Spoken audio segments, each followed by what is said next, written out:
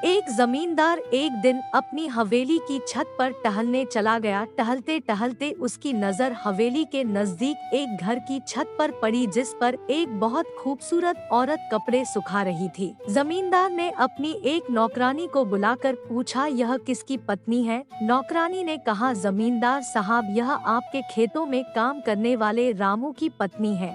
उसके बाद जमींदार हवेली की छत से नीचे तो उतर गया, मगर उस पर उस औरत की खूबसूरती का जादू छा गया। जमींदार ने रामू को अपने घर बुलाया। रामू जमींदार के सामने हाजिर हुआ तो जमींदार ने कहा कि रामू, कल यह रसीद लेकर जाओ और शहर की मंडी से पेमेंट लेकर आओ। रामू इस रसीद को लेकर घर वापस आ गया। रसीद को अपने तकिए के नीचे रख दिया, यात्रा का सामान तैयार किया और रात घर में गुजारी और सुबह अपनी मंजिल पर रवाना हो गया। वह इस बात से बेखबर था जमींदार ने उसके साथ क्या चाल चली है। उधर रामू जैसे ही नजरों से ओझल हुआ, जमींदार चुपके से रामू के घर पहुंचा और आहिस्ता से रामू के घर का दरवाजा खटखटाया। रामू की पत्नी ने पूछा, कौन है? तो जमींदार ने कहा, मैं जमींदार हूँ, तुम्हारे पति का मालिक। तो उसने दरवाजा खोला। जमींदार अंदर आकर बैठ गया। रामू की पत्नी ने हैरान होकर कहा, आज जमींदार साहब यहाँ हमारे गरीब घर में कैसे?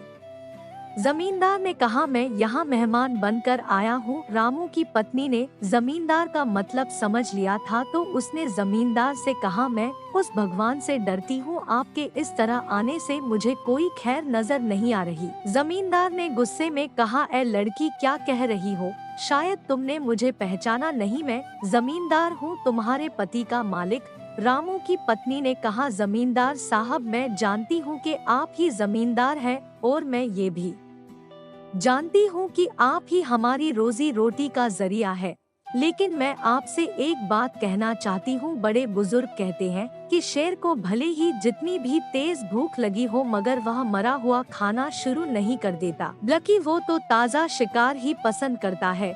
जमींदार साहब, तुम उस कटोरे में पानी पीने आ गए हो जिसमें तुम्हारे नौकर ने पानी पिया है। जमींदार इस औरत की बातों पर बहुत शर्मिंदा हुआ और हिचकिचाते हुए उसको छोड़कर वापस चला गया, लेकिन अपना सिगार वहीं भूल गया। अब रामू को आधे रास्ते में याद आया कि जो रसीद जमींदार ने उसे दी थी वह तो घर पर ही भूल आया है। उसने बैलगाड़ी को तेजी से वापस मोड़ा और अपने घर की तरफ चल दिया। रामू अपने घर पहुंचा तो तकिए के नीचे से रसीद निकालते वक्त उसकी नजर पलंग के नीचे पड़े जमींदार साहब के सिगार पर पड़ी, जो वह जल्दबाजी में धोखे से वहीं भूल गया था। रामू का सर चकरा गया और वह समझ गया कि जमींदार ने मुझको यात्रा पर सिर्फ इसलिए भेजा था ताकि वह अपना मतलब पूरा कर सके। रामू किसी को कुछ बताए बगैर चुपचाप घर से निकल गया और काम खत्म करने के बाद जमींदार के पास वापस आया तो जमींदार ने इनाम के तौर पर उसे 5 बोरी अनाज की दी। रामू अनाज की बोरियां लेकर बाजार गया और अनाज बेचकर अपनी पत्नी के कपड़े और कुछ तोहफे भी खरीद लिए। घर पहुंचकर पत्नी के हालचाल पूछे और कहा, चलो तुम्हारे मायके चलते हैं। रामू की पत्नी ने पूछा, यह क्या है? रामू ने कहा, जमींदार ने इनाम दिया है और मैं चाहता हूँ कि यह कपड़े पहनकर तुम अपने घर वालों को भी दिखाओ। पत्नी ने कहा, जैसा आप चाहे। पत्नी तैयार हुई और अपने मायके पति के साथ चली गई। दामाद और बेटी और उनके लाए गए तोहफों को देखकर घर वाले बहुत खुश हुए। रामू पत्नी को छोड़कर वापस आ गया और 1 महीना गुजरने के बावजूद भी ना अपनी पत्नी का पूछा और ना उसको वापस लाया।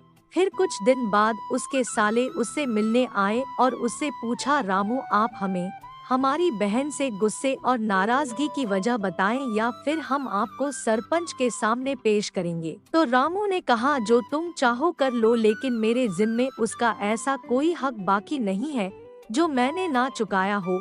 वह लोग अपना केस सरपंच के पास ले गए तो सरपंच ने रामू को बुलवाया। सरपंच इस वक्त जमींदार के पास बैठा हुआ था। लड़की के भाइयों ने कहा, सरपंच साहब, हमने एक हरा भरा बाग फलों से भरा हुआ और साथ में मीठे पानी का कुआं इस व्यक्ति के हवाले किया था। इस व्यक्ति ने हमारा बाग उजाड़ दिया, सारे फल खा लिए, पेड़ काट दिए और कुएं को खराब करके बंद कर दिया।